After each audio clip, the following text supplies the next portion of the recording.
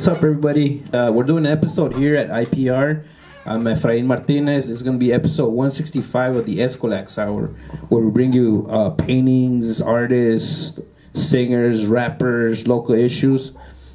And today we're actually here, like I mentioned, at IPR here in South Central. And we're going to interview one of their instructors, and he goes by Ox. And we just started, this is our first episode in this location. Thank you for taking some time out of your day and being here with us today, Ox. Tell us a little about yourself, about your name. Okay. Cool. Good evening. Hello, everyone. Pleasure and honor to be here with you guys, joining you on the episode.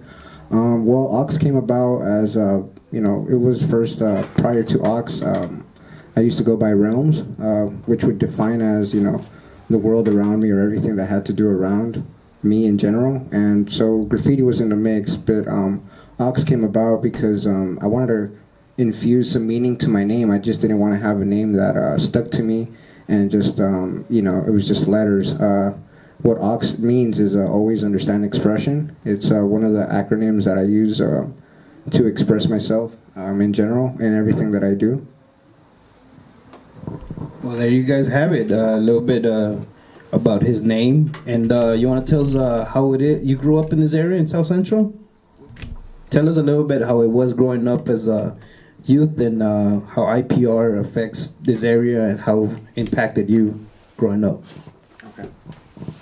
Well, growing up in this area, there's not really much support from our parents, from even our friends or the people that we grow up around. I recall in high school, one of the reasons why I ended up dropping out of the public system was because, I wasn't focusing much on school. All my focus was in my art, my drawings, and I started hanging around the wrong influences. I started hanging around the culture that's known as tag banging. And within that mix, I started picking up habits such as drinking and smoking and, kicking it in the block. And I know that was a big delay for my education. But thankfully, because I was drawing and always maintaining myself in the arts, I got myself caught in a situation where I got kicked out of the public system and I got transferred into a continuation high school. So from there, this was like 2010, 2011, I moved out to the Hollywood area. And being from South Central, I had to wake up like at 5 in the morning to go to school.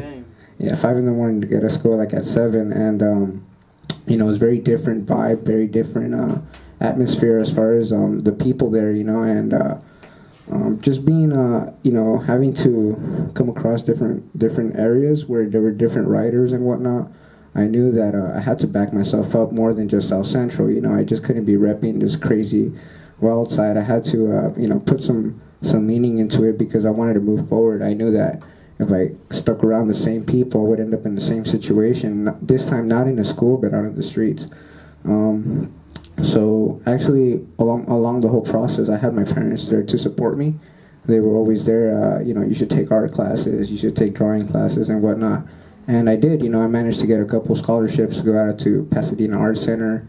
That was one of the toughest times because I recall I was on scholarships, and everyone that I was around, they came from wealthy families, wealthy areas, and whatnot. And here I come with these graffiti skills, letter skills, and they're doing fine arts and graphics and design. I'm like, wow, I never knew this was possible, but here I am, right? So now I have to, step my game up. And, having that experience of being around professors and art teachers and professionals, I figured that, hey, if these guys could do it, I could do it myself, But just having that awareness, I got pulled away from that area because the funds started being cut off, So then I ended up staying here and back in South Central, and amongst those years, 2014, 15, and 16, I was out painting in the streets, painting anything I can. And I had a friend who was already amongst IPR. He goes by Zoxer. Zoxer was actually one of the first cats that I met when I was doing graffiti. He acknowledged the fact that, I had some skill other than just tagging. So, he was there to mentor me and guide me on how to make some money from my art. And, always had that in the back of my mind. And so he hit me up one day and told me, hey, man, I always thought of you when it comes to graffiti and letters. because you manage not to stick around in the streets and end up getting lost as most of my friends did. And so he introduced me to IPR.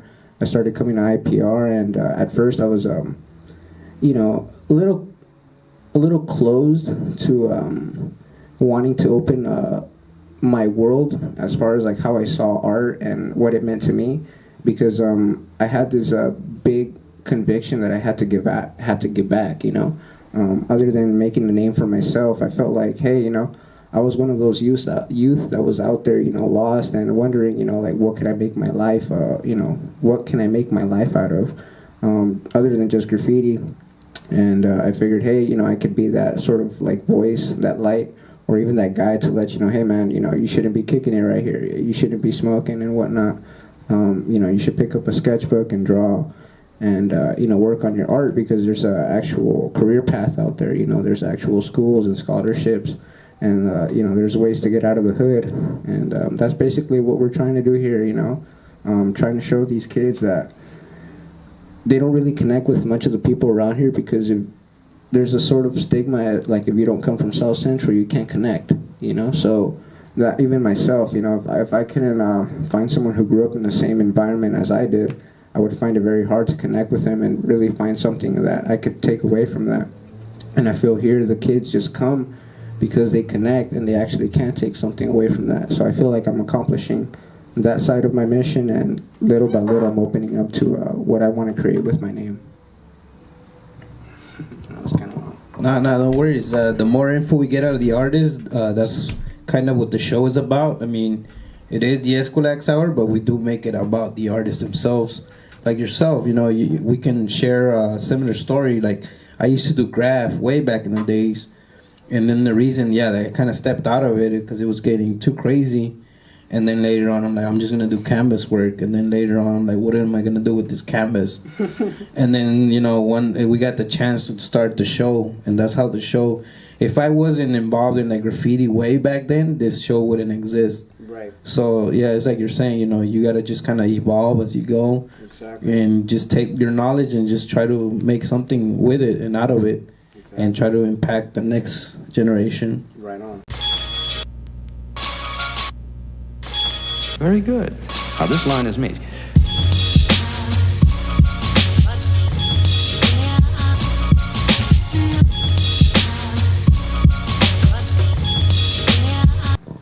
And so what about what does you said you're an instructor here, like what kind of art do you guys make, or what do you teach the youth?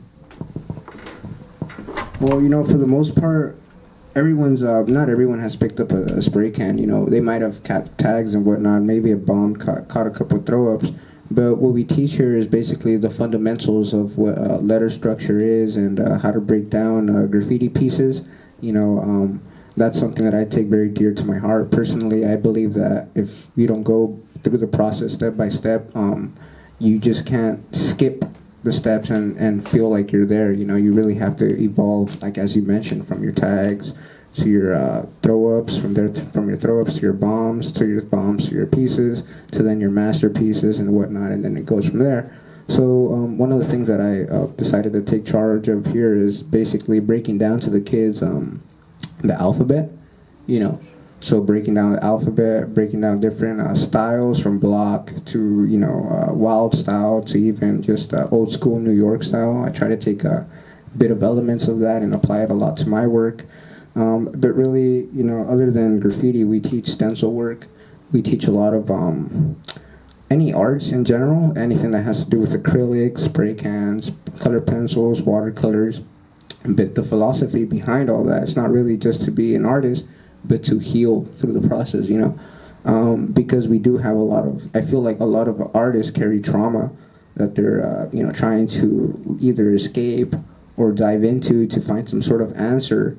And without even recognizing, we're closing wounds that have always been open, And that's something that I feel like is being injected as the courses of art are being, built upon.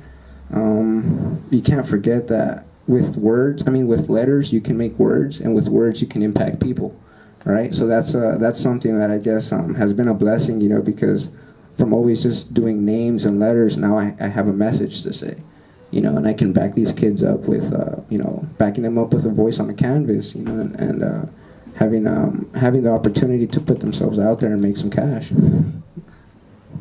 That's dope. That's dope. Yeah, we do have, like I said, a limited time today, but we will be able to interview again, hopefully in the future. But I have some quick questions. Like, do you have an artist that you like growing up that you looked up to, or a few of them? You want to just name a couple? Man, for sure, man. One of them has to be Saber from MSK. You know, his story has to do, well, his story inspired me, but more than his story, his style. You know, I remember walking by the murals and I was just being amazed by how complex his letter were, and I was like, you know what, that's the level I want to get at one day. Another one would be Atlas from CBS. Zoo from TKO. He was actually one of my art instructors in high school. He taught me, you know, like same thing that I'm teaching right now. Man One, Vile, and last but not least, Box One from MSK, who I just met recently. That's been something that's you know, been a big surprise. That's dope. That's dope. And did you bring anything you can share with us today on the? Yeah, I did. We kind of just grabbed your bag and just. Yeah, actually, I brought what ox means. I know it's. Yeah, I can hold it for you, and then you can tell us something quick about it. For sure. So it's like one of my first pieces that I like did back in. So that's like one of the first pieces I did back in like 2000. Let's see. No, actually 2015. So like recently, I was getting more complex with my colors and letters, and you know, just getting to that level of masterpiecing. On the next page behind that. Yeah, just turn it. This one? Yeah.